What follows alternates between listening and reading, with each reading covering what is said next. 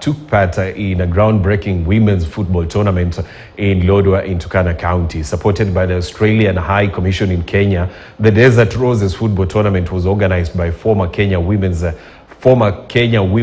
Premier League player Ryan Koilomoti, who established a women's team and a league in Turkana in 2019.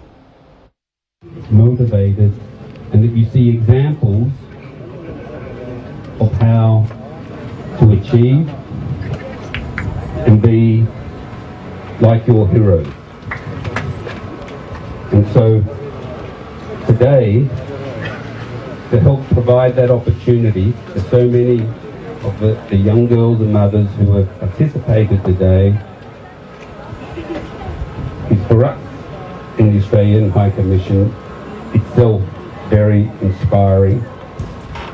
And it was important that we were able to see you play, which we did this afternoon, and to see how motivated you all were, and that you were so keen to entertain all these people here today who themselves have seen that girls